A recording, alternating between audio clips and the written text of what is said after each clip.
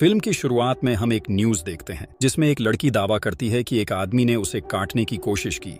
फिर एडम, एक लड़का, घबराया हुआ अपने माँ बाप के रूम की तरफ दौड़ता है जहाँ दोनों खून से लथपथ मरे हुए पड़े होते हैं। एडम जल्दी से बेड के नीचे छुप जाता है और एक गन उठाता है। जैसे ही वो गन को लोड कर रहा होता है, एक क्रीचर रूम में आता है और उसके पिता की डेड बॉडी को खींचना शुरू कर देता है। वैम्पायर एडम को ढूंढ लेता है और उस पर अटैक कर देता है। अगले सीन में हम चार्ली से मिलते हैं जो एक हाई स्कूल स्टूडेंट है और नेवाडा में रहता है। वो अपनी टूटी हुई मोटरसाइकिल को घसीट कर घर ले जा रहा होता है। अपने पड़ोसी डोरिस को ग्रीट करने के बाद वो गराज में एंटर करता है। चार्ली की माँ जेन उसके नए पड़ोसी के बारे में कंप्लेन कर रही होती है जो बिना किसी वजह के गराज में कंक्रीट जमा रहा है, और तभी वहाँ चार्ली की गर्लफ्रेंड एमी आती है जो चार्ली को स्कूल ले जाने आई होती है। जब चार्ली क्लास में होता है, टीचर अटेंडेंस लेती है और कुछ स्टूडेंट्स एब्सेंट होते हैं जिनमें उसका बेस्ट फ्रेंड एडम भी शामिल है, जो कि वही आदमी एडम है जो हमने मूवी की शुरुआत में देखा था। बाद में जब चार्ली अपने लॉकर के पास होता है, उसका बचपन का दोस्त एड उसे कहीं ले जाने लगता है और कहता है कि एडम मिसिंग है। एड सजेस्ट करता है कि रात को उन्हें इस बात की जांच करनी चाहिए। चार्ली थोड़ा हेजिटेट करता है क्योंकि जब से वो एमी के साथ रिलेशनशिप में आया है, वो पॉपुलर बच्चों में आने लगा है, जबकि एड और एडम को लोग लूजर समझते हैं। एड की मदद करने के बजाय चार्ली एमी के साथ डेट पर चला जाता है। जब एमी उसे घर छोड़ती है, चार्ली देखता है कि उसकी माँ नए पड़ोसी जेरी के साथ फ्लर्ट कर रही है। फिर चार्ली और एमी डिसाइड करते हैं कि जेरी को ग्रीट करना चाहिए। जेरी जैसे ही अपने घर के अंदर जाता है,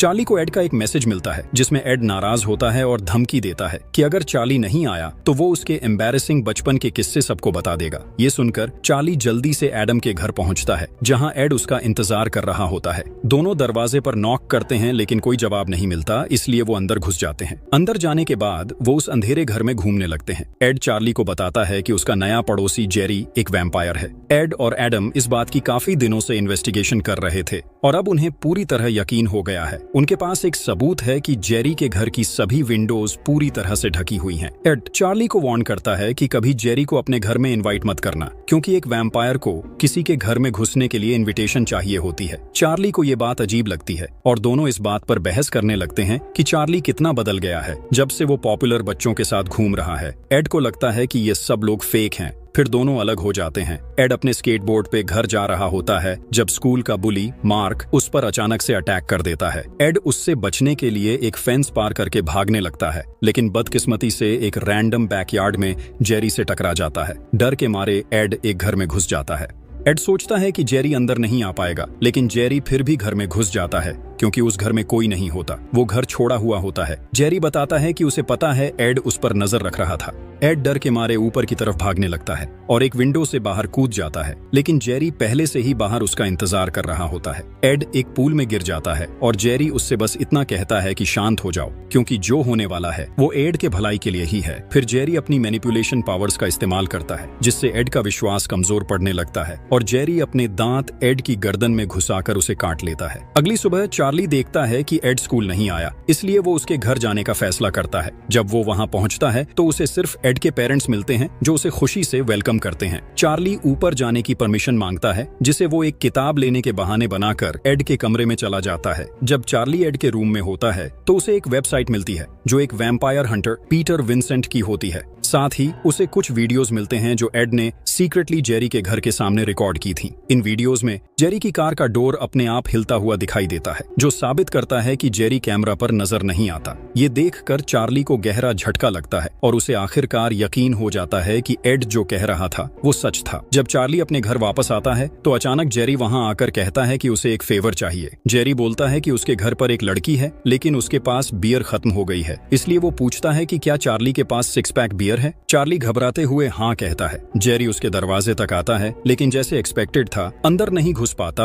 बिना ओनर की परमिशन के। चार्ली फ्रिज से 6 पैक ढूंढने लगता है और जेरी उसे देखता रहता है। चार्ली से एक बॉटल गिरकर टूट जाती है और जेरी मदद करने की परमिशन मांगता है, लेकिन घबराया हुआ चार्ली कहता है कि वो खुद साफ कर लेगा। बियर जेरी को देने के बाद दरवाजा बंद करके चार्ली ऊपर चला जाता है। जब चार्ली ऊपर जाता है तो एमी उसका इंतजार कर रही होती है, लेकिन चार्ली का दिमाग अब सिर्फ जेरी के बारे में सोच रहा था। वो जल्दी से विंडो की तरफ दौड़ता है और देखता है कि जेरी के घर रात के लिए एक हुकर आई है जो और कोई नहीं बल्कि उनकी पड़ोसन डोरिस थी।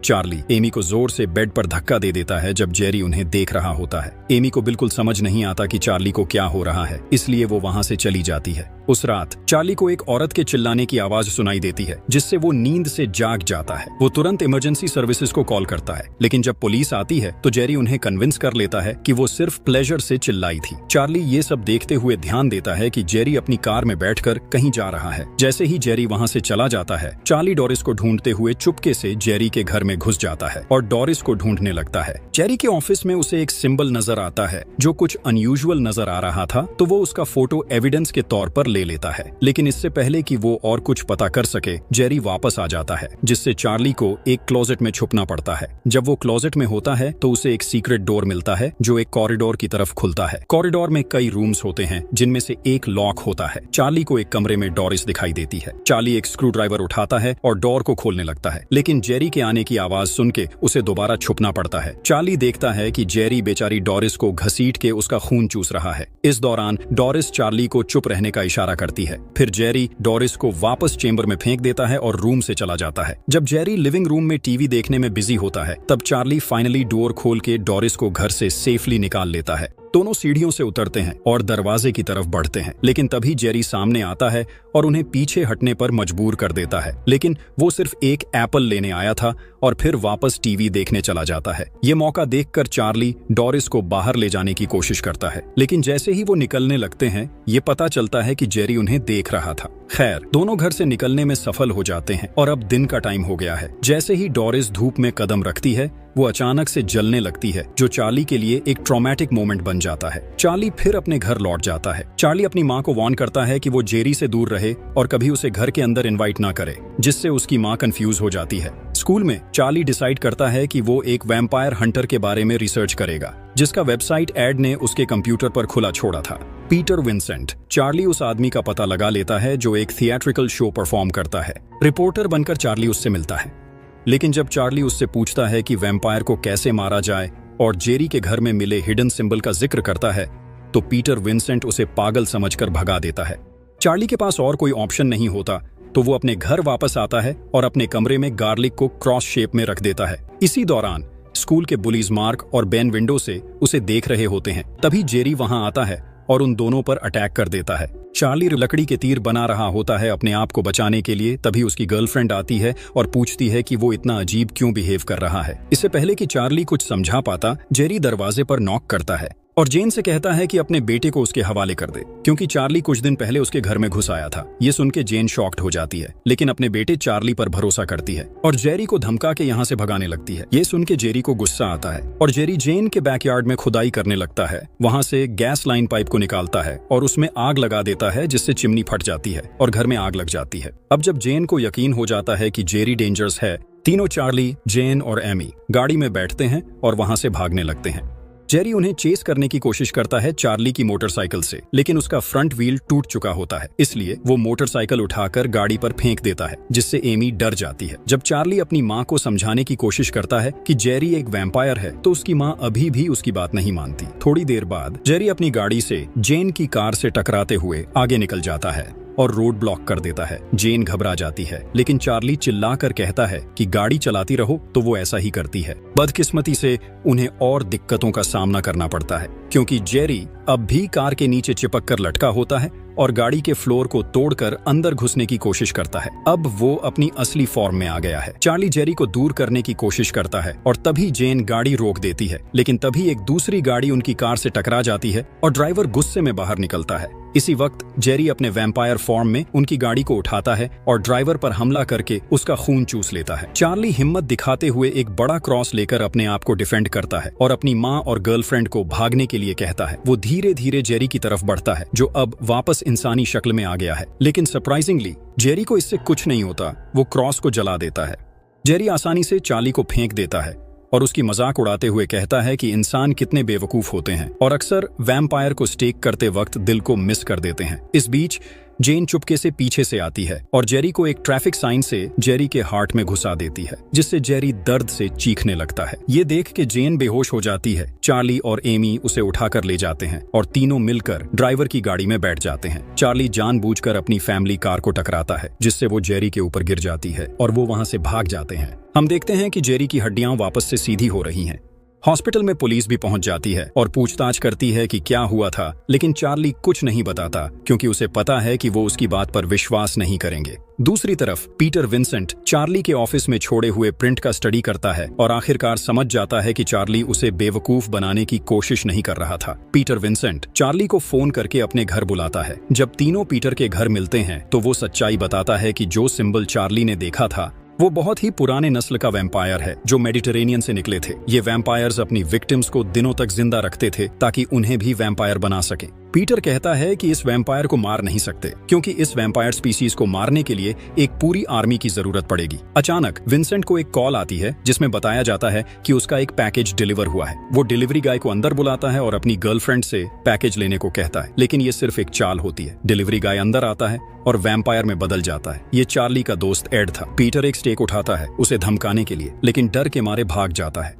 जैसे ही एड पीटर को पकड़ने वाला होता है, पीटर उस सिक्योर दरवाजे को बंद करने का बटन दबा देता है, जिससे एड का हाथ उस दरवाजे में फंस जाता है और वो अलग हो जाता है। इस बीच चार्ली और एमी पीटर की गर्लफ्रेंड का डेड बॉडी एंट्रेंस पर देखते हैं और उन्हें पता चलता है कि लिफ्ट का स्विच डिस्ट्रॉय हो चुका है। इसका मतलब है कि उन्हें निकलने का कोई और रास्ता ढूंढना पड़ेगा। इस सिचुएशन में उनके पास सिर्फ एक ऑप्शन बचा है, शेल्फ के पीछे छुपना, लेकिन एड उन्हें ढूंढ लेता है। वो दोनों शेल्फ एड पर गिरा देते हैं। चार्ली सबसे पास वाली ब्लेड उठाता है और अपनी गर्लफ्रेंड को कहता है कि वो एक सेफ जगह ढूंढे। एड चार्ली का गला दबाने लगता है और उसे इधर उधर फेंकता है, लेकिन चार्ली फिर से उठता है और दीवार में लगी एक कुल्हाड़ी को उठा लेता है। दोनों एक दूसरे के सामने आते हैं। चार्ली कुल्हाड़ी से एड पर वार करता है, जिससे एड बहुत बुरी तरह से घायल हो जाता है। इस बीच एमी एक गन और सिल्वर बुलेट से अपने आप को तैयार करती है। तभी जेरी वहां पहुंच जाता है। एमी उस पर गोली चलाने की कोशिश करती है, लेकिन उसे बस हल्की सी चोट लगती है क्योंकि ये बुलेट्स वेयरवुल्व्स के लिए बनी होती हैं। जब एमी के पास और कोई आइडिया नहीं बचता तो वो होली ग्रेल ढूंढती है और उसके चेहरे पर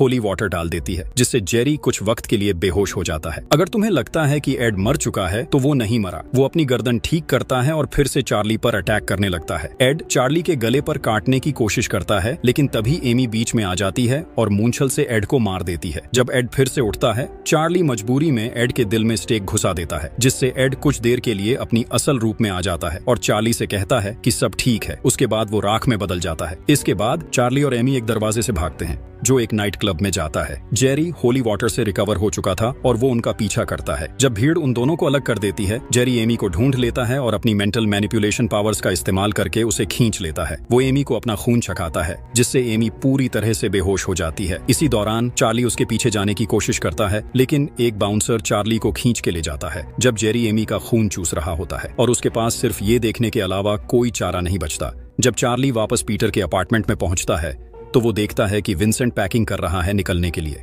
विंसेंट ये कन्फेस करता है कि उसने कभी किसी वैम्पायर को नहीं मारा और उसने सिर्फ सुपरनैचुरल हंटिंग डिवाइसेस इकट्ठा करना शुरू किया था अपने ट्रॉमा की वजह से, क्योंकि उसके पेरेंट्स को एक वैम्पायर ने मार दिया था। ये सब सुनने के बाद जब चार्ली कसम खाता है कि वो जेरी को मार डालेगा, तो विंसेंट उसे एक खास स्टेक देता है जो उसके मुताबिक वैम्पायर के विक्टिम्स को वापस इंसान बना सकता है। विंसेंट ये भी बताता है कि जब असली वैम्पायर को स्टेक किया जाता है तो उसका असर सब पर पड़ता है। साथ ही वो चार्ली को ये इन्फॉर्म करता है कि जब एक वैम्पायर आग में होता है तो वो सही से सोच नहीं पाता। इसके बाद चार्ली एक थ्रिफ्ट स्टोर जाता है और कुछ सामान खरीदता है, जिनमें एक बो और एरोज भी शामिल होते हैं। वो अपने आप को तैयार करता है और जेरी के घर जाता है। वहाँ सारी खिड़कियां तोड़ देता है ताकि सनलाइट अंदर आ सके। चार्ली को एमी एक चेंबर में मिलती है, लेकिन जैसे ही वो उस तक पहुंचने वाला होता है, उसे सुनाई देता है कि एमी को खींच कर ले जाया जा रहा है। जब वो बाहर आता है तो उसे पीटर विंसेंट दिखाई देता है, जो हथियार लेकर चार्ली की मदद करने के लिए वहां आता है। दोनों एक ट्रैप डोर ढूंढते हैं जो उस चेंबर के नीचे होता है जहां एमी को रखा गया था, और वो नीचे कूदने का फैसला करते हैं। दोनों एक कॉरिडोर से गुजरते हैं और एक दरवाजा पार करते हैं, लेकिन उन्हें पता नहीं होता कि जेरी उनके पीछे छुपा हुआ है। जेरी नीचे से पीटर को पकड़ लेता है और चार्ली उस पर एरो चलाने की कोशिश करता है, लेकिन जेरी उस एरो को पकड़ लेता है। फिर जेरी दरवाजा बंद करता है जिसमें एमी होती है। पीटर पीछे हटने लगता है और जेरी पर गोलियां चलाता है, लेकिन बुलेट्स उस पर कोई असर नहीं करती। आखिर में जेरी एक पत्थर उठाता है और पीटर के माथे पर मार देता है, जिससे उसका खून बहने लगता है। अब ये रिवील होता है कि जेरी अकेला नहीं है और जो जवान वैम्पायर्स उसने काटे हैं वो जमीन और दीवारों से बाहर निकलने लगते हैं खून की बू से। इस बीच चार्ली को एमी मिलती है, जिसका दिमाग अब वैम्पायर के कब्जे में होता है। एमी चार्ली को इमोबिलाइज कर देती है, जबकि पीटर अपने स्पेशल शॉटगन से जवान वैम्पायर्स पर गोलियां चलाता है, लेकिन कुछ शॉट्स के बाद गन जैम हो जाता है। जब एमी अपने दांत दिखाती है चार्ली को काटने के लिए, तो चार्ली उस पर स्टेक चलाता है, लेकिन जानबूझकर दिल पर वार नहीं करता। फिर दरवाजा तोड़कर चार्ली बाहर निकल जाता है। जैसे ही चार्ली देखता है कि पीटर मुश्किल में है, वो छत पर गोली चलाता है, जिससे छोटे छोटे छेद बनते हैं और रोशनी अंदर आने लगती है, जो पीटर को बचा लेती है। जेरी समझ जाता है कि पीटर को काटा गया है जब वो रोशनी में जलने लगता है और धीरे धीरे वैम्पायर में बदलने लगता है। इस दौरान एमी जेरी के पास आती है और उसे किस करने लगती है, और इस डिस्ट्रैक्शन का फायदा उठाते हुए चार्ली पीटर के लाइटर का इस्तेमाल करता है और अपने फायर प्रूफ सूट को आग लगा लेता है और जेरी पर छलांग लगाकर उसे जकड़ लेता है। जेरी चीखने और तड़पने लगता है जब चार्ली उसे पकड़े रहता है और एक बड़ा छेद छत में बन जाता है, जिससे और ज्यादा रोशनी अंदर आती है और जेरी जलने लगता है। पीटर फिर चार्ली की तरफ स्टेक फेंकता है और चार्ली उसे जेरी के दिल में घुसा देता है, जिससे जेरी राख में बदल जाता है। इस पल सभी जवान वैम्पायर्स फिर से इंसान बन जाते हैं, बिना किसी याद के कि वो बेसमेंट में कैसे आए थे। चार्ली के दोस्तों के साथ साथ कई और लोग भी जिंदा हो जाते हैं और ये मूवी यहीं खत्म होती है।